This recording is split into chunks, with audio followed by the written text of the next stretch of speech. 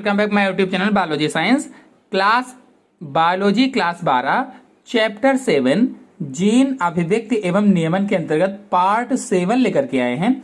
अगर इस चैप्टर के इसके पहले के पार्ट देखना चाहते हैं तो हमारे चैनल से जाकर के प्लेलिस्ट में देख सकते हैं, और अगर इसके पहले के चैप्टर सभी देखना चाहते हैं तो हमारे चैनल में फ्री वीडियो अपलोडेड है, प्लेलिस्ट से जाकर के देख लीजिए।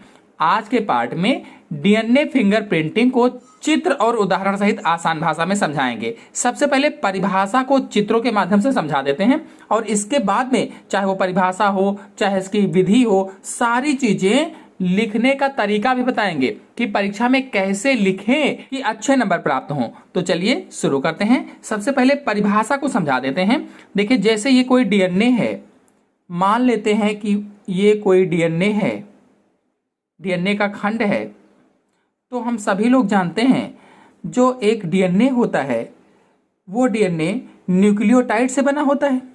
जब हमने डीएनए की रासायनिक संरचना आपको समझाया था तो बताया था कि डीएनए न्यूक्लियोटाइड से मिलकर बना होता है। न्यूक्लियोटाइड के विशेष सीक्वेंसेस होते हैं, जैसे जी ट्रिपल बॉन्ड सी से जुड़ा होता है, ए डबल बॉन्ड टी से जुड़ा होता है।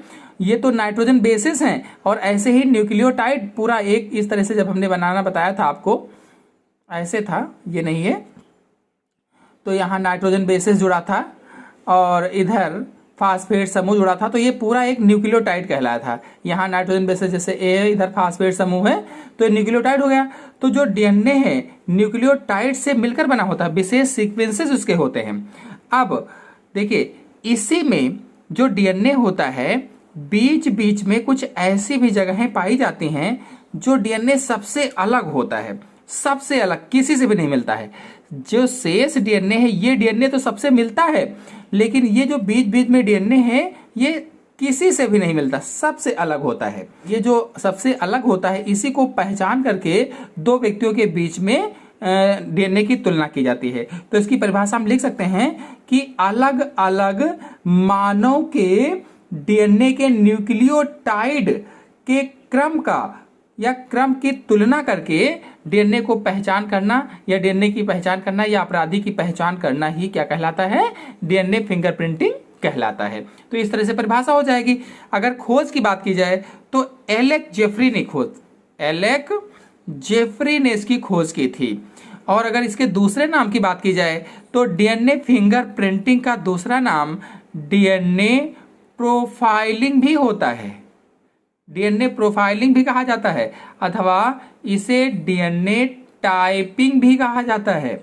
डीएनए प्रोफाइलिंग कहो चाहे डीएनए टाइपिंग कहो, खोज एलेक जेफरी ने की थी। और अलग अलग मानव के डीएनए के न्यूक्लियोटाइड के क्रम की तुलना करके अपराधी को पहचानना या अपराधी की पहचान करना ही डीएनए फिंगरप्रिंटिंग कहलाता है। इन सब को कैसे परीक्षा में लिखेंगे, लिखने का तरीका भी बताएंगे, लेकिन इससे पहले डीएनए फिंगरप्रिंटिंग का सिद्धांत आपको समझा देते हैं। डीएनए फिंगरप्रिंटिंग के सिद्धांत में क्या है, जो डीएनए होता है, जैसे ये डीएनए है तो जो डीएनए खंड है, यहाँ हम डीएनए खंड भी बना लेते हैं।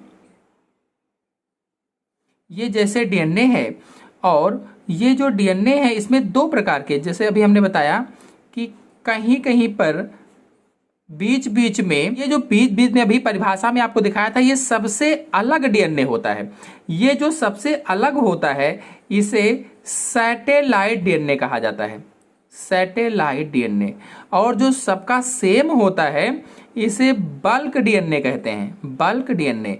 ये इधर भी बल्क डीएनए हो जाएगा, ये सैटेलाइट डीएनए हो जाएगा, ये भी सैटेलाइट डीएनए हो जाएगा। जो सबसे अलग होता है, किसी से भी नहीं मिलता है। तो डीएनए मुख्य रूप से अगर देखा जाए तो एक डीएनए खंड में दो चीजें होती हैं। एक तो बल्क डीएनए होता है, बल्क डीएनए, और दूसरा क्या होता है, तो सैटेलाइट डीएनए होता है, सैटेलाइट डीएनए होता है। ये दो तरीके के डीएनए हो गए। अब जो बल्क डीएनए है, जो सबका सेम होता है, 99.9% डीएनए सबका सेम होता है, समान होता है, एक जैसा होता है। इसे ही कोडिंग डीएनए भी कहा जाता है, कोडिंग डीएनए। जबकि जो सैटेलाइट डीएनए है, जिसको ये देखिए सबसे अलग जो होता है, ये सैटेलाइट डीएनए होता है। जो सैटेलाइट डीएनए है ये 0.1% होता है, 0.1%। और ये सबका समान नहीं होता है, असमान होता है, बिल्कुल किसी से भी नहीं मिलता, सबसे अलग होता है, जिसे सैटेलाइट डीएनए कहते हैं, या फिर इसे नॉन कोडिंग डीएनए कहा जाता है, नॉन कोडिंग डीएनए। और आपको बता दें, चूंकि ये बार बार रिपीट होते रहते हैं डीएनए में, देखिए यहाँ भी है, यहाँ भी है, हो सकता है यहाँ भी हो, यहाँ भी है, तो बार बार रिपीट हो रहा है, इसलिए इसे रिपीटेटिव सीक्वेंस भी कहा जाता है, रिपीटेटिव सीक्वेंस भी कहा जाता है, रिपीटेटिव सीक्वेंस। तो बार बार रिपीट हो रहा है, इसलिए रिपीटेटिव सीक्वेंस हो गया। ये जो रिपीटेटिव सीक्वेंस होते हैं सैटेलाइट डीएनए में, ये दो तरीके के होते हैं, एक तो मिनी होते हैं और एक माइक्रो होते हैं, एक मिनी और दूसरा माइक्रो होते हैं। जो मिनी है वो VNTR होते हैं, VNTR, और जो माइक्रो हैं वो STR होते हैं, STR। तो जो VNTR है इसे वेरिएबल नंबर टेंडम रिपीट कहा जाता है, वेरिएबल नंबर टेंडम रिपीट। और जो STR है इसे शॉर्ट टेंडम रिपीट कहा जाता है, शॉर्ट टेंडम रिपीट। और जो डीएनए फिंगरप्रिंटिंग है ये VNTR पर आधारित है, VNTR सीक्वेंसेस पर आधारित है। तो इस तरह से इसका सिद्धांत हो जाएगा। चलिए अब इसकी क्रियाविधि को समझा देते हैं, इसके बाद परीक्षा में कैसे सब लिखेंगे, लिखने का तरीका भी आपको बताएंगे। क्रियाविधि के लिए चाहे वो खून, वहां मौका वारदात से खून मिला हो, चाहे वीर के निशान मिले हो, वीर मिला हो, रोम के मूल मिले हो, यानी जो बाल होते हैं उसकी जड़ मिली हो, आंसू मिले हो, आंसू से भी हो जाएगा, लार मिली हो, इससे भी डीएनए निकल आएगा। मान लेते हैं कि वहां पर ब्लड मिला, हमें ब्लड का कलेक्शन किया हमने।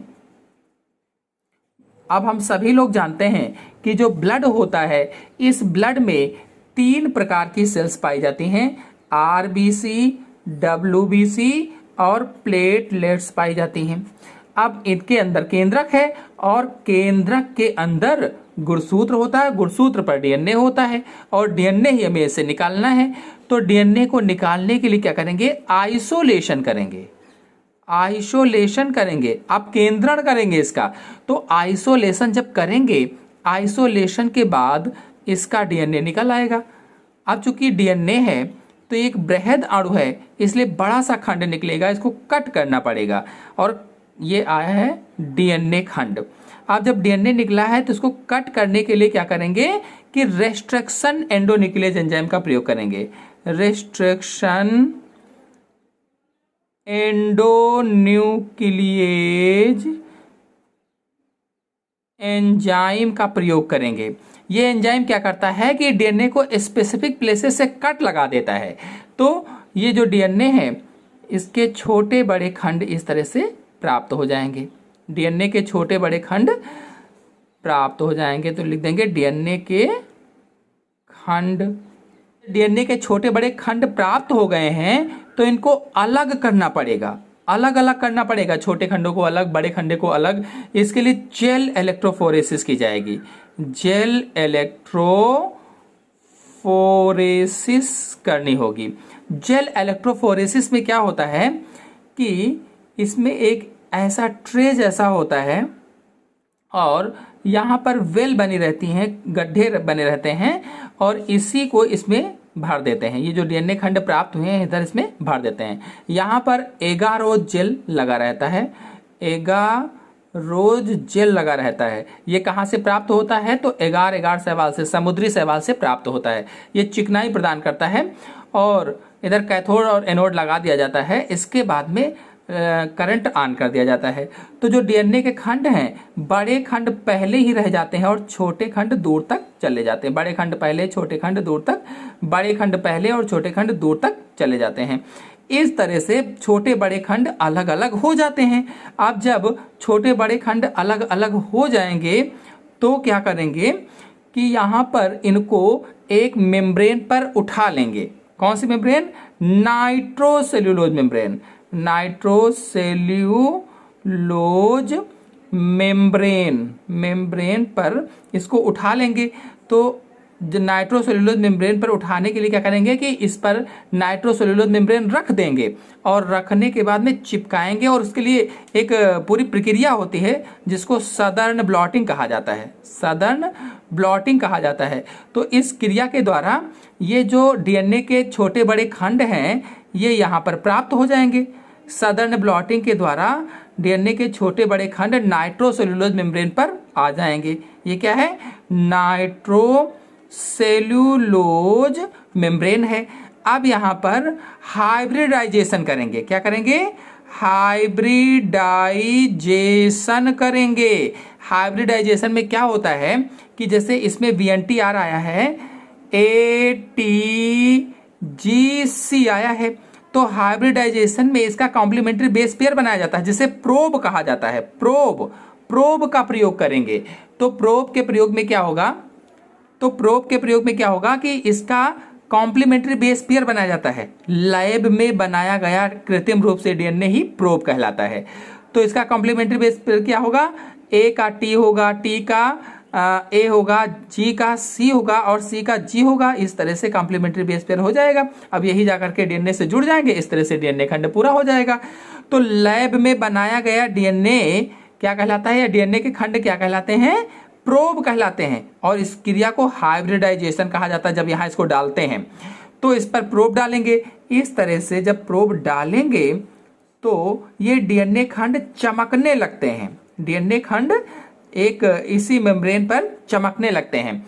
अब जब चमकने लगेंगे प्रोब डालने के बाद में, तो यहाँ पर एक्सरे पास करेंगे। हाई क्वालिटी का एक्सरा पास करेंगे और एक्सरा पास करने के बाद में क्या दिखाई देगा हम आपको दूसरे पेज पर दिखाते हैं। अब देखिए, जो एक्सरे करने के बाद में इस तरह से कुछ संरचनाएं दिखाई देंगी।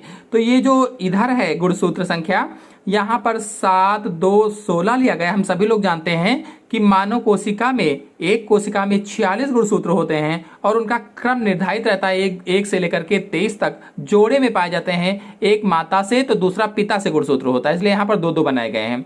तो ये मौकाए वारदात से लिया गया जो जिसकी डेथ हो गई थी उसका डीएनए है, और जिन 2 व्यक्तियों पर शक था ये उनके डीएनए फिंगरप्रिंटिंग की गई है।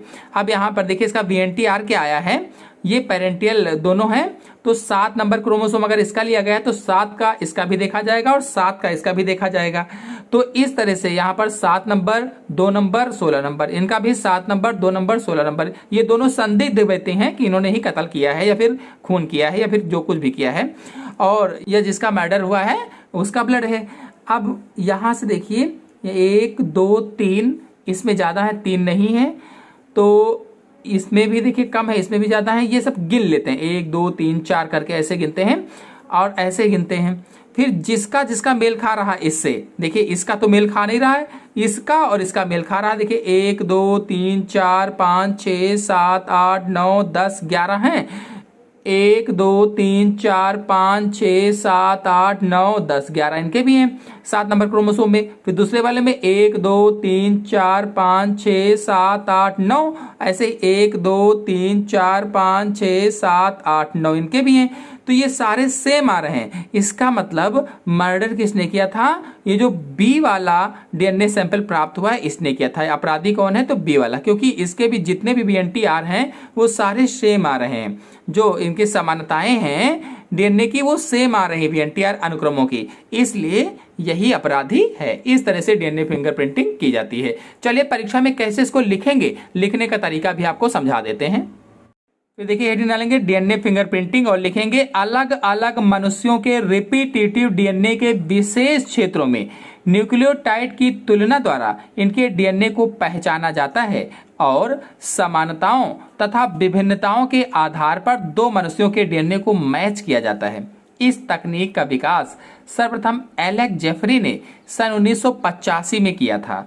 डीएनए फिंगरप्रिंटिंग को डीएनए प्रोफाइलिंग अथवा डीएनए टाइपिंग भी कहा जाता है।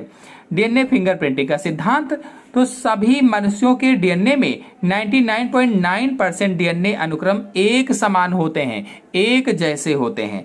केवल 0.1% न्यूक्लियोटाइड बेस सीक्वेंसेस का अंतर होता है। डीएनए फिंगरप्रिंटिंग केवल रिपीटेटिव सीक्वेंस पर आधारित या रिपीटेटिव सीक्वेंस में विभिन्नताओं पर आधारित है। फिर डीएनए फिंगरप्रिंटिंग की क्रियाविधि में क्या बताएंगे, फिर हेडिंग डालेंगे डीएनए फिंगरप्रिंटिंग की क्रियाविधि। तो डीएनए फिंगरप्रिंटिंग एक अत्याधुनिक या अत्यधिक संवेदनशील और लोकप्रिय तकनीक है। इस तकनीक द्वारा बलात्कार, हत्या, पैतृक विवादों को सुलझाने में सहायता मिलती है। इस तकनीक में हत्या, दुर्घटना एवं अपराधियों की पहचान को खून के धब्बों, वीर के विषाणु, रोम मूल निवालों की जड़, आंसू और लार आदि की सहायता से स्थापित किया जाता है। डीएनए फिंगरप्रिंटिंग करने के लिए सबसे पहले डीएनए को अलग किया जाता है। डीएनए को अलग करने की प्रक्रिया आइसोलेशन अथवा अपकेंद्रण कहलाती है।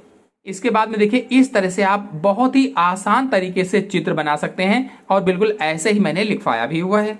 इसके बाद में लिखेंगे, जब वांछित डीएनए प्राप्त हो जाता है तब रिस्ट्रक्शन एंडोन्यूक्लियस एंजाइम की सहायता से डीएनए को छोटे खंडों में विभक्त कर लिया जाता है। यह एंजाइम को डीएनए को छोटे बड़े खंडों में तोड़ देता है। इसके बाद जेल इलेक्ट्रोफोरेसिस किया जाता है और जेल इलेक्ट्रोफोरेसिस विधि द्वारा इन छोटे बड़े खंडों को पृथक किया जाता है। अब एगारो जेल की सहायता से डीएनए के बड़े खंड पास में और छोटे खंड दूर दूर तक चले जाते हैं। इसमें से नाइट्रोसेलुलोज मेम्ब्रेन द्वारा डीएनए खंडों को उठा लिया जाता है। यह प्रक्रिया सदर्न ब्लॉटिंग कहलाती है। थोड़ा सा आप अपने शब्दों में लिखिएगा, हो सकता है इसमें कुछ मिस्टेकिंग हो क्योंकि बच्चे ने लिखा है और मैंने जैसे बताया बिल्कुल वैसे ही लिखना है। फिर आगे लिखेंगे, आप डीएनए फ्रेगमेंट को डीएनए प्रोब से जोड़ते हैं। इस प्रकार डीएनए प्रोब डीएनए में स्थित वीएनटीआर से जुड़ जाते हैं। इनमें 1 से 20 केबी की लंबाई के टेंडम रिपीट्स होते हैं। अब मेम्ब्रेन पर एक्सरे पास करते हैं। एक्सरे पास करने से डीएनए के खंड चमकने लगते हैं। इन खंडों को वीएनटीआर के अनुक्रमों को पढ़ा जाता है। इसी प्रकार संदिग्ध व्यक्तियों की डीएनए फिंगरप्रिंटिंग की जाती है और वीएनटीआर को पहचान कर अपराधियों को सजा दी जाती है। इसके बाद डीएनए फिंगरप्रिंटिंग के उपयोग और उपयोगों से पहले कौन सा चित्र बनाना है आप जान लीजिए। उपयोगों से पहले आपको ये पूरा चित्र बनाना होगा और इसके बाद में उपयोग लिखेंगे। डीएनए फिंगरप्रिंटिंग के उपयोग ही डालेंगे। लिखेंगे, डीएनए फिंगरप्रिंटिंग या डीएनए प्रोफाइलिंग के उपयोग इस प्रकार है। पहला, इसके द्वारा अपराधियों, निर्दोष व्यक्तियों एवं दुर्घटना में मरने वालों की पहचान की जा सकती है। इसके द्वारा कुटुंब या परिवार के सदस्यों के बीच रुधिर संबंधों को ज्ञात किया जाता है। फिंगरप्रिंटिंग द्वारा किसी संतान के पिता होने की पुष्टि की जाती है। खोए हुए बच्चों की माता पिता की पहचान इस विधि द्वारा की जा सकती है। इसके बाद में अगला पॉइंट है, अस्पताल में चोरी हुए शिशु को उसके माता पिता तक पहुंचाया जाता है। फिर एक नोट है, भारत के हैदराबाद का कोशिका एवं आणविक जीव विज्ञान केंद्र एक अत्याधुनिक प्रयोगशाला है जहां डीएनए फिंगरप्रिंटिंग का कार्य किया जाता है। हत्या, बलात्कार और पैतृकता आदि विवादों में डीएनए परीक्षण इस केंद्र में होता है और जज इसके केंद्र द्वारा डीएनए मैचिंग के आधार पर अपराधी को सजा देते हैं। इस तरह से आज के वीडियो में मैंने आप सभी लोगों को डीएनए फिंगरप्रिंटिंग को समझाया। आशा है आपको अच्छी तरह समझ में आया होगा। समझ में आया हो तो वीडियो को लाइक और शेयर कीजिए। चैनल पर नए हैं तो चैनल को सब्सक्राइब भी कर लीजिए। धन्यवाद।